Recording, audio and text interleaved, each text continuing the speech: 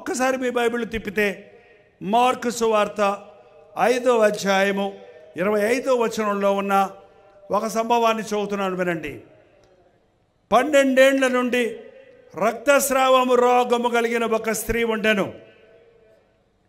12 సంవత్సరముల నుండి రక్తస్రావ రోగము కలిగిన ఒక స్త్రీ ఉండెను. ఇది స్త్రీలకు సంబంధించిన బలహీనత.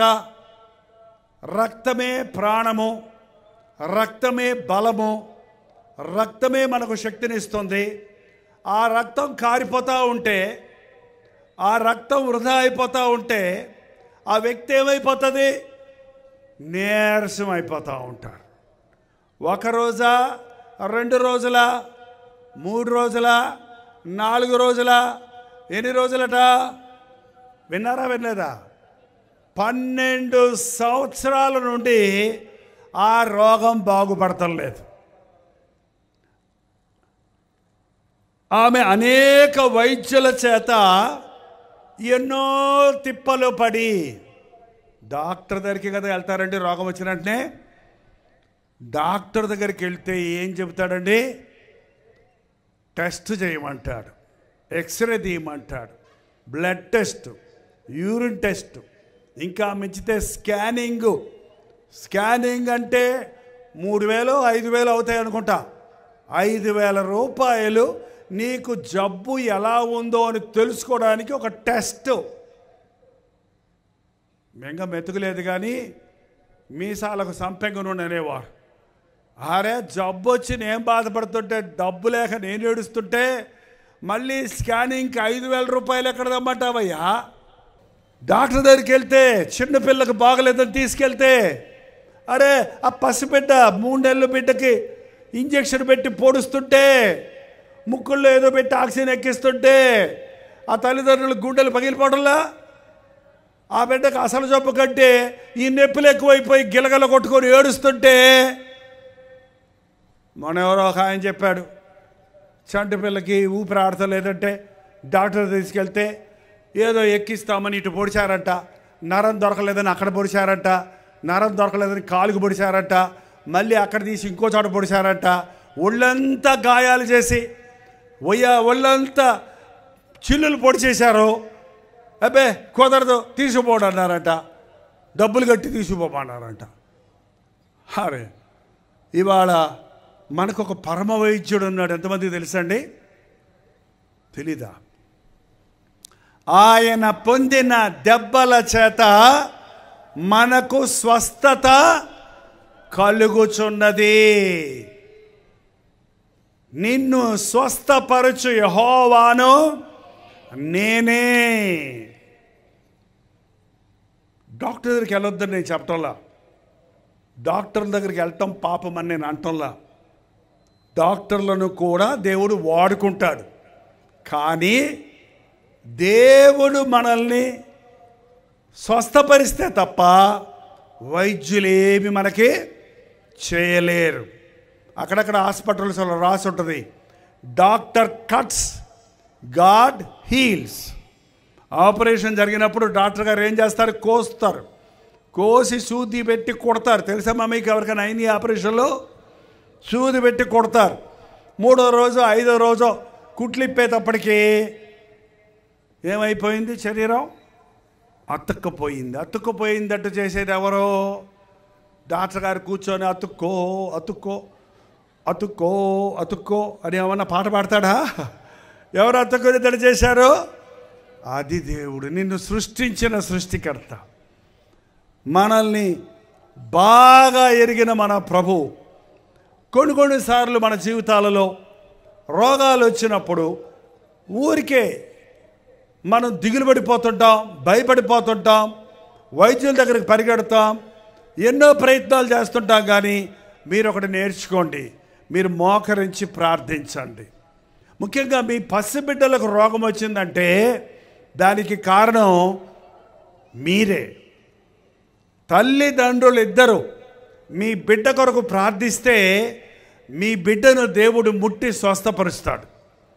మీరు విశ్వాసంతో ప్రార్థించినప్పుడు దేవుడు అద్భుతంగా నీ బిడ్డలను ఆశీర్వదిస్తాడు. ఈ స్త్రీ ఈ భయంకరమైన వ్యాధితో ఉంది. ఈమెకు యేసుప్రభు తెలియదు. యేసుప్రభు తెలియని వాళ్ళు ఉన్నారా లేరా అండి మీ ఊర్లో? యేసుప్రభు తెలియని వాళ్ళు ఉన్నారా లేదా? అందరికీ తెలుసా? ఇప్పుడు తెలుసు. ఏం తెలుసు వాళ్ళకి? అదేదో చెప్తున్నారు కొంతమంది, 3 మేకులు పీక్కోలేనోడంట. వాళ్ళకి అంతే తెలుసు పాపం. ఏం తెలుసు? తను తానే రక్షించుకోలేకపోయాడు, అంతే తెలుసు. మీరు నమ్మండి. ముందు మీరు నమ్మి ప్రార్థిస్తే మీ జీవితాల్లో అద్భుతాలు జరుగుతాయి. పాపము ఈ రక్తస్రావ రోగం కలిగిన ఆ స్త్రీకి 12 సంవత్సరాలు బాధపడుతుంది. మందుల దగ్గరికి వెళ్తుంది, డాక్టర్ల దగ్గరికి వెళ్తుంది, రకరకాలుగా తన ప్రయత్నాలు చేసింది. కానీ ఆమెకు యేసు ప్రభువుని గురించి ఎవరు చెప్పలేదండి. ఈమెకు ఎవరు చెప్పలేదు కాబట్టి ఒక డాక్టర్ దగ్గర నుంచి ఇంకో డాక్టర్ దగ్గరికి వెళ్ళి తిప్పలు పడి తనకు కలిగినదంతయో వ్యయము చేసుకొనెను. ఎంత మాత్రము ప్రయోజనము లేక మరింత సంకటపడెను. రోగం వచ్చిందంటే జేబు ఖాళీ అయిపోద్దండి. ఒకప్పుడు పర్సు ఖాళీ అవుద్ది అనేవాళ్ళు. రోగం వచ్చిందంటే పర్సు ఖాళీ అవుద్ది. ఈ రోజుల్లో రోగం వచ్చిందంటే బ్యాంకే ఖాళీ అయిపోతుంది. కొంతమంది తీరని వ్యాధులతో బాధపడుతుంటారు. సంవత్సరాల తరబడి ఒక వ్యక్తిని ఒక వ్యాధి పట్టి పీడిస్తుంటే ఒళ్ళు గొల్లైపోతుంది, సంపాదన హారతైపోతుంది, కుటుంబంలో నెమ్మది ఉండదు, బ్రతుకులో ఆశీర్వాదం ఉండదు. నానా తిప్పలు పడి డబ్బులన్నీ అయిపోయి ఎముకల గూడులాగా అయిపోయినప్పుడు 27వ వచనంలో ఆమె యేసుని గురించి వినిందంటే ఎవరో చెప్పారు. ఎప్పుడు దాకా వినలా. 12 సంవత్సరాలు ఆమె యేసు ప్రభుని గురించి వినింది. అమ్మా, యేసయ్య అన్నాడు, ఆయన ఎటువంటి రోగాలైనా బాగు చేస్తున్నాడు. ఆయన స్వస్థపరిచే దేవుడు, ఆయన ప్రేమ కలిగిన ప్రభు. ఆయన అనేకుల్ని స్వస్థపరుస్తున్నాడు. కుష్ఠ రోగుల్ని స్వస్థపరిచాడు. పుట్టుగుడ్డు వాళ్ళ కళ్ళు మీద చేతులేస్తే కళ్ళు కనపడుతున్నాయి. చెవిటి వాళ్ళ చెవులు తెరిచిన వాడు, కుట్టి వాళ్ళు గంతులేసేటట్టు చేసిన వాడు, నానా విధములైన రోగము నుండి స్వస్థపరిచే ప్రభువు యేసు ప్రభువు. ఆయన దగ్గరికి వెళ్ళమ్మా, ఆయన్ని రోగం బాగు చేస్తాడు అని ఎవరో చెప్పారట. మీకు చెప్పారా ఎవరన్నా? మీరు చెప్పారా ఎవరికన్నా? యేసయ్యని గురించి చెప్పండి. నువ్వు కూడా చెప్పాలి. యేసయ్య ప్రేమను రుచి చూచిన వారు, యేసును ఎరిగిన వారు, యేసును ఎరగని వారికి యేసయ్య శక్తిని గురించి, ప్రేమను గురించి చెప్పాలి. ఇంకా యేసును ఎరగని వారు ఎందరో ఉన్నారు. ఇప్పుడున్న సోషల్ మీడియా ద్వారా యేసు ప్రభువు కూడా ఒక దేవుడట అనే సంగతి అందరికీ తెలుసు. కానీ ఆయనలో ఉన్న ప్రత్యేకత తెలియదు. ఆయనలో ఉన్న శక్తిని ఎరగరు, ఆయన ప్రేమను ఎరగరు. కాదండి, మనం ఎవరో చెప్పిన దాన్ని చెబుతాం వేరు, మనం అనుభవించి చెప్పడం వేరు. ప్రతిసారి మాలాంటి పాస్టర్లు మీ ఊర్లో రాలేరు, మీ ఇళ్ళకు రాలేరు, మీ వీధిలోకి రాలేము. కానీ యేసు ప్రేమను ఎరిగిన మీరు ఇతరులకు చెప్పాలి. పాపం ఎవరో ఈ రక్తస్రావం రోగం కలిగిన ఆమెకు చెప్పారు. ఆమె యేసుని గురించి విని వెంటనే ఏం చేసిందో చూడండి. ఆమె యేసుని గురించి విని నేను ఆయన వస్త్రమును మాత్రము ముట్టిన బాగుపడుదును అనుకొని సమూహములో ఆయన వెనకకు వచ్చి వస్త్రమును ముట్టెను. వింటే చాలదు, విన్నదాని ప్రకారంగా నడుచుకోవాలి. వెంటనే వెళ్ళింది, విన్న వెంటనే వెళ్ళింది ప్రభు దగ్గరికి. అసాధ్యం. ఆ రోజుల్లో రక్తస్రావం కలిగిన వారిని ముట్టుకోకూడదు, వాళ్ళు బయటికి రాకూడదు. ఇప్పుడు కూడా కొంతమంది పాటిస్తారు నిష్ఠ. వారు ముట్టుకోకూడదు. ఏంటండి, వారు అందరిలోకి వస్తే ఆమెను వెలేస్తారు. కాబట్టి ఈమె ఏం చేసింది, అందులో యేసుప్రభు చుట్టూ ఎప్పుడు పెద్ద జనసమూహం ఉంటుంది. అందరి మధ్యలోకి ఎలా వెళ్ళాలి? నాకు కుదరదు అనుకోలేదు. అక్కడ నాకెవరు నన్ను పట్టించుకోరు, నన్ను తోసేస్తారేమో, నన్ను తిడతారేమో, నన్ను ఎగతాళి చేస్తారేమో అని అనుకుంటే యేసయ్య దగ్గరికి ఎవరు రాలేరండి. ఎవరేమనుకుంటే నాకెందుకు, నా యేసయ్య దగ్గరకు నేను వెళ్ళాలి. వెనక తట్టు కింద దేక్కుంటేలా పాక్కుంటూ వచ్చిందంట. ఆడు ఈడు కాళ్ళతో తొక్కుతున్నా సరే ఏమడి ప్రభు దగ్గరకు వచ్చి ఆయన అంగీని అలా ముట్టిందండి. అంతే. ఏమైందండి?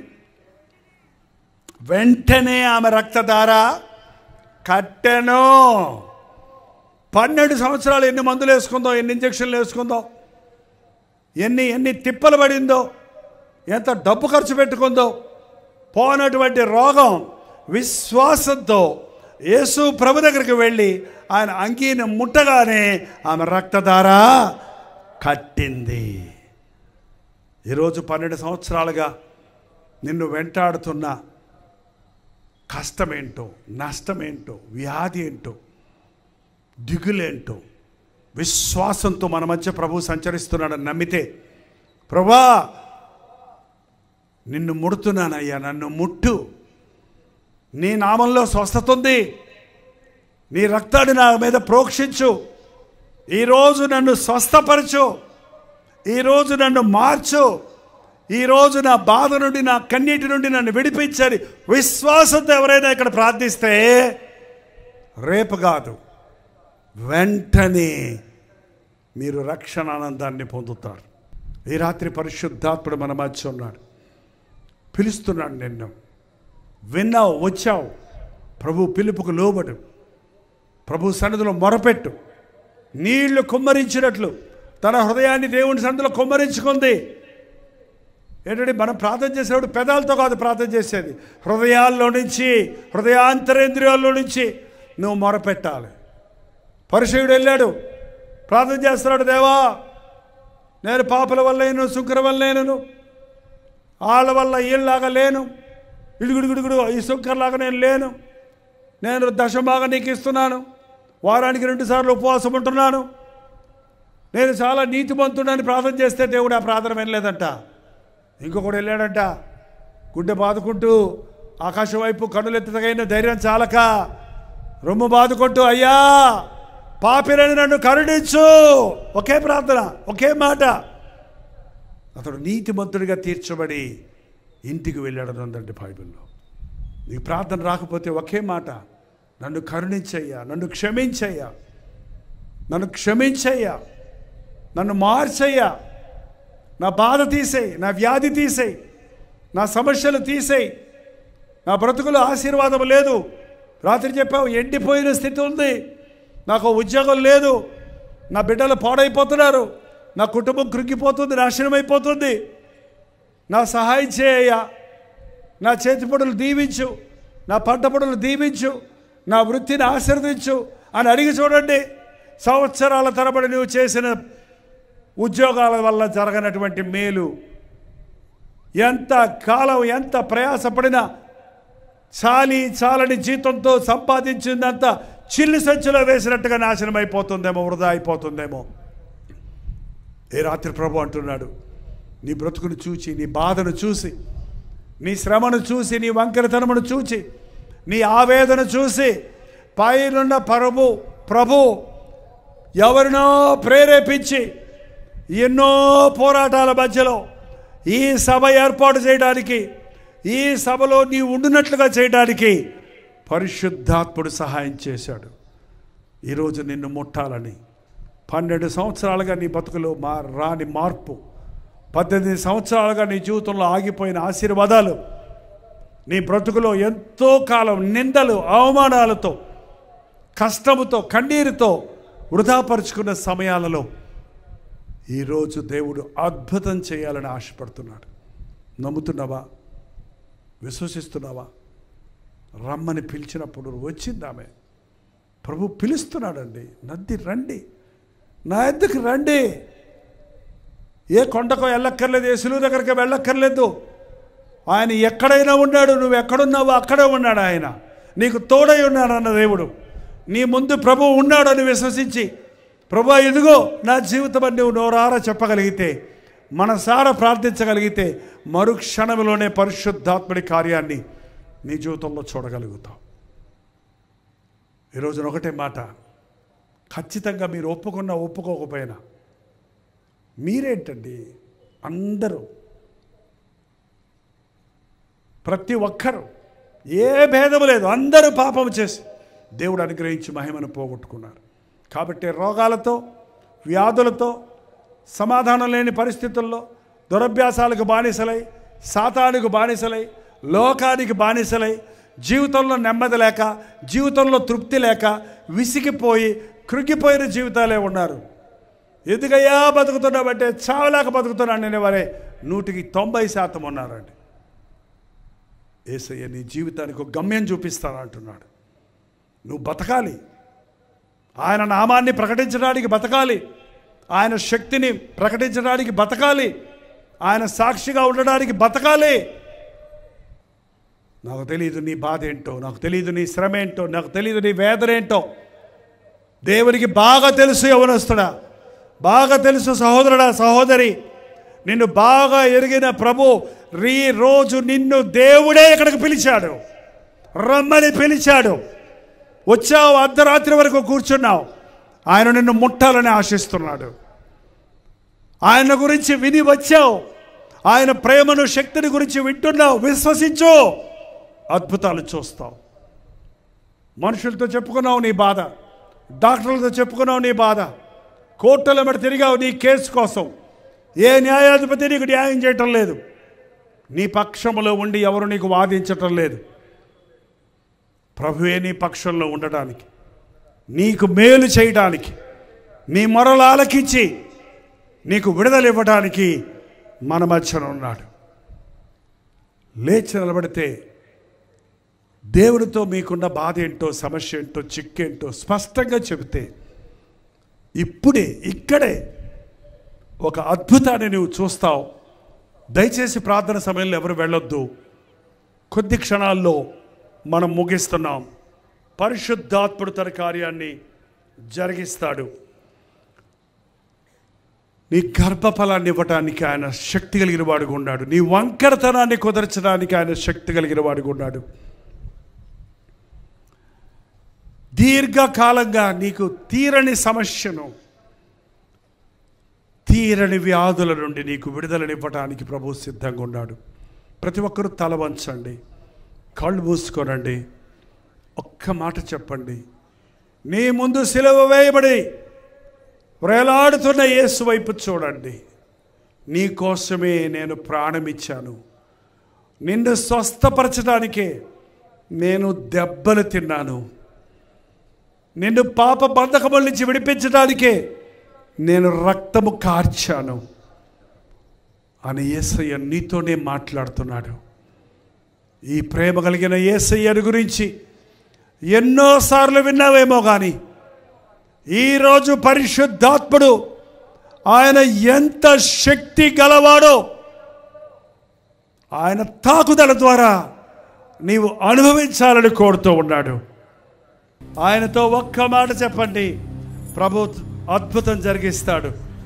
మేలు పొందకుండా ఇక్కడి నుంచి వెళ్ళొద్దు, ముట్టబడకుండా ఇక్కడి నుంచి వెళ్ళొద్దు, వంకరతనంతోనే ఇక్కడి నుంచి వెళ్ళొద్దు. రోగాలతో వచ్చారు, అలాగే వెళ్ళొద్దు. స్వస్థపడి వెళ్ళండి, క్షమించబడి వెళ్ళండి, దీవించబడి వెళ్ళండి. పరిశుద్ధాత్ముడు మన మధ్య సంచరిస్తున్నాడు. నీ పక్కనే ఉన్నాడు, నీ ఎదురుగుండానే ఉన్నాడు, నీతోనే ఉన్నాడు. అయ్యా నా హృదయంలోకి రాయ్యా, అయ్యా నీ చేత్తో నన్ను ముట్టయ్యా, అయ్యా నన్ను స్వస్థపరిచయ్యా, నన్ను రక్షించయ్యా, సాతాను బంధకముల నుంచి విడిపించయ్యా. నోరెత్తి స్వరమెత్తి దేవునికి చెప్పండి, అడుగుడే మీకు ఇవ్వబడను. రెండు చేతులు పైకెత్తి, ఇంకా నేను నా ఇష్టం చేయనయ్యా, నీ సొత్తయ్యా, నేను నిన్ను ప్రేమించకముందే నన్ను ప్రేమించావే, నిన్ను ఎరగకముందే నన్ను ఎరిగావే, నా తల్లి గర్భంలో పిండముగా ఉన్నప్పుడే, రక్తపు గడ్డగా ఉన్నప్పుడే నన్ను చూచావే.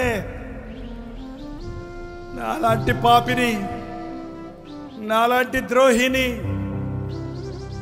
నాలాంటి సాతానును వెంబడించే వ్యక్తిని రక్షించడానికి నా శాపాన్ని సిలువలో పొంది నా పాపానికి పరిహారం చేసి నా స్థానంలో నా కొరకు సిలువలో మరణించిన యేసు ప్రభువా నమ్ముచున్నానయ్యా. అపనమ్మకము లేకుండా నాకు సహాయము చేయము. యేసయ్యా, నువ్వు నాకు కావాలయ్యా. నువ్వు లేకుండా ఈ లోకంలో సురక్షితంగా నేను ఉండలేనయ్యా. ఈ శోధనల లోకంలో, ఈ పాపాల లోకంలో, ఈ రోగాల లోకంలో, ఈ అబద్ధపు లోకంలో, ఈ మాయ లోకంలో నేను నీ లేకుండా బ్రతకలేనయ్యా. నన్ను ప్రేమించిన యేసయ్యా, నా హృదయంలోనికి రాయ్యా, నా జీవితంలోనికి రాయ్యా. నీ గాయపడిన హస్తముతో నన్ను ముట్టయ్యా. నా కొరతలు తీర్చయ్యా, నా కొదువులు తీర్చయ్యా. ఈ సమయంలో దేవుడు నిన్ను నిన్ను నిన్ను నిన్ను నిన్ను నిన్ను నిన్ను నిన్నే నిన్నే చూస్తున్నాడు. నువ్వు అడిగితే, నువ్వు కేక వేస్తే, నువ్వు మూలిగితే, నువ్వు అయ్యా అంటే నిన్ను ముట్టాలని చేయి చాచి ఉన్నాడు. అయ్యా, ఇదిగో దేవా నా జీవితం, ఆ పాదమస్తక నీకు అంకితం. పాటగా కాక ప్రార్థనగా దేవుడితో చెప్పా మాట.